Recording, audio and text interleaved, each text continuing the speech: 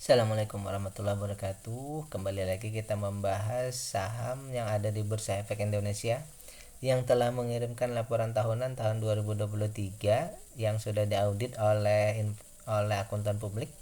Kali ini kita akan membahas WIIM atau Wismilak Inti Makmur ya.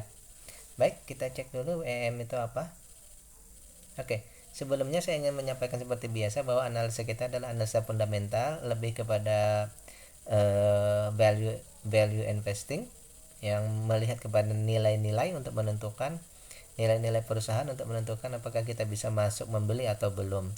Kemudian saya juga ingin menyampaikan bahwa analisa ini adalah bahan pemikiran tambahan, bukan perintah beli atau jual.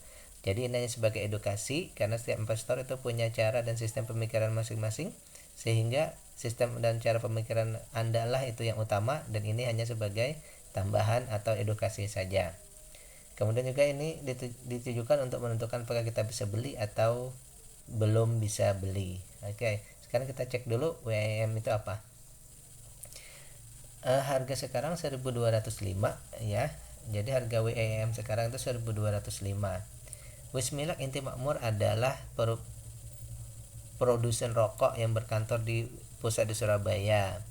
Untuk mendukung kegiatan bisnisnya, perusahaan ini memiliki 4 fasilitas produksi, 4 sentra logistik regional, dan 22 fasilitas distribusi tersebar di seantero Indonesia. Karyawannya 3.000-an orang ya. Baik, WIM bergerak di bidang apa?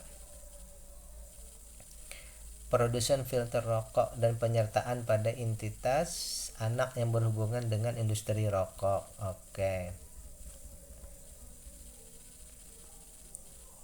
Sudah tadi ya bergerak di bidang apa ya. Oke, kita cek lagi WIM itu rokok apa, produk Wismilak apa saja. Ini ya, Satya, Diplomat, Slim, oke, Evo dan lain-lain.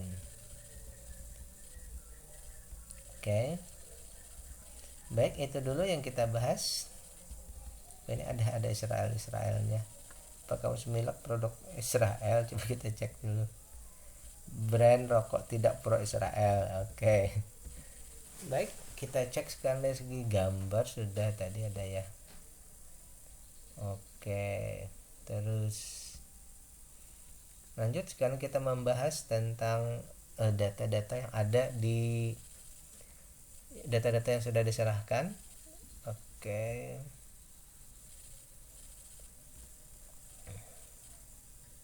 Saya cek WIM.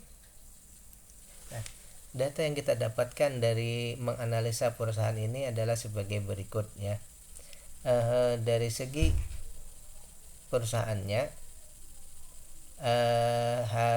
harga sekarang itu sudah di atas dari nilai perusahaannya ya. Nilai keseluruhan perusahaan, nilai asetnya dibagi seluruh lembar sahamnya dibandingkan dengan harga sekarang, maka harga sekarang sudah di atas ya, di atas dari nilai perusahaannya, 37% di atas dari nilai perusahaannya. Oleh karena itu saya menganggap bahwa perusahaan ini masih bisa bertumbuh, tapi mungkin pertumbuhannya sudah bertumbuh terus tapi agak lamban karena sudah di atas ya. Bertumbuh tapi lamban. Lanjut, harga sekarang bagaimana? Maksimal kita membeli saham ini nanti kalau harganya, maka untuk keadaan sekarang itu 2.350 itu maksimal membeli. Sementara di harga sekarang ini kita dapat diskon 49%, separuh ya. Dari 2.300 harga sekarang baru 1.200, tadi 1.250 ya. Saya baru melihat tadi. Oke, 1.200 kita anggap 1.250 misal. Ya. Itu berarti 47% ya. Baik, berarti saya simpulkan bahwa perusahaan ini valuasinya murah karena baru dihargai separuh dari harga maksimal kita beli. Valuasinya murah. Kemudian perusahaan ini juga peduli dengan investor. Kenapa? Secara umum rata-ratanya mereka membagikan 60% ya. 60% dari keuntungan tahun ini. Proyeksi kita 60% dari tahun ini ya.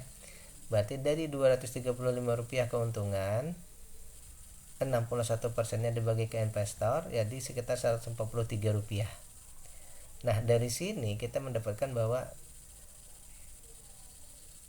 lama upah menunggu kita selama setahun itu adalah 11% ya.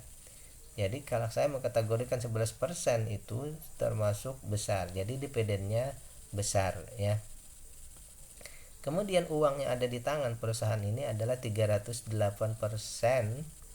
308% artinya dari semua hutang berbunganya ya, yang 2% ini, uang yang ada di tangan cash untuk membayar hutang setahun ke depan itu 3 kali lebih besar daripada hutangnya. Jadi saya menghitungkan cash, dana tunai di tangan aman ya. Kemudian juga hutangnya kecil ya, hanya 2% yang berbunga, yang tidak berbunga itu 39%, berarti hutangnya aman. Jadi cash aman, hutang aman. Kemudian saham yang dijual ke masyarakat itu ada 32% ya. Ini termasuk sedang ya, kecil tidak, terlalu besar juga tidak, masih dalam kategori sedang. Berarti masyarakat yang memiliki saham ini yang jumlahnya kurang dari 5% itu ada 32%.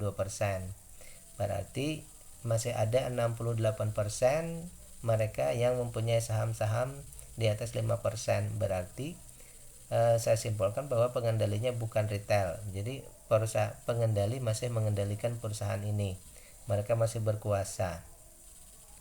Namun, satu hal yang menjadi concern kita di sini adalah bahwa perusahaan ini 53%-nya itu berupa digital. Artinya 53%-nya lebih dari separuh bisa diperjualbelikan ya. Lebih dari separuh bisa diperjualbelikan. Artinya di sini pengendali ada juga ikut bisa menjualbelikan saham mereka ya. Tetapi masih dalam batas terkendali ya, masih dalam batas terkendali. Tetapi ini juga harus menjadi concern kita. Harus setiap 3 bulan sekali kita cek apakah ada perubahan ya. Kalau terjadi perubahan yang sangat signifikan, maka tentu kita harus concern terhadap data ini. Oleh karena itu sampai saat ini saya akan menyimpulkan begini, untuk data yang merah bertumbuh lamban ini tidak menjadi patokan utama, karena kita hanya menentukan bahwa perusahaan ini bertumbuh atau tidak. Dia masih bertumbuh tapi lamban. Yang menjadi concern kita adalah pengendali bisa trading itu saja, tetapi jumlahnya masih dalam jumlah terkendali. Oleh karena itu saya menyimpulkan bahwa perusahaan ini layak saja untuk diinvestasi ya, layak saja untuk diinvestasi. Karena tadi apa? Valuasinya masih murah, harganya sekarang sangat murah, hampir separuh. Kemudian proyeksi dividen kita 11%, ini termasuk besar ya. Jadi silahkan saja, kalau menurut saya ini layak untuk investasi ya. Namun bagi mereka yang concern dengan kesehatan, ini mungkin juga perlu mempertimbangkan masalah kesehatan. Nah, bagi Anda yang mau berinvestasi di sini, jadi tadi dia bisa beggar, tapi mungkin beggarnya agak lamban, tetapi dividennya sangat besar. Namun dia juga punya potensi untuk bisa terus naik harganya untuk menuju ke harga wajar di 2350 saja, itu sudah sangat besar ya. Lanjut, bagi Anda yang menjadikan ini sebagai misalnya mau berinvestasi, maka selanjutnya adalah cek GCG. Silahkan cari di internet atau tanya kepada orang yang Anda tahu, misalnya yang bekerja di perusahaan tersebut, bagaimana mereka bekerja di sana, apakah mereka merasa nyaman atau merasa tidak nyaman, atau ada sesuatu yang sangat tidak nyaman. Nah, maka Anda bisa bertanya kepada mereka. Apabila mereka merasa nyaman dan senang, berarti perusahaannya bagus. Bila mereka tidak merasa nyaman, berarti perusahaannya tidak bagus. Tetapi bisa juga dengan cara online, dengan cara mengetik misal WIIM kasus hukum. Apabila tidak ada, berarti hal tersebut menguatkan analisa kita. Apabila ada misalnya tadi WM atau manajemennya, bila ada bersangkut kasus hukum, baik itu hukum pidana atau perdata, maka tentu saja kita lebih baik menghindari saham yang sedang ada berkasus ya. Demikian pembahasan kita. Assalamualaikum warahmatullahi wabarakatuh.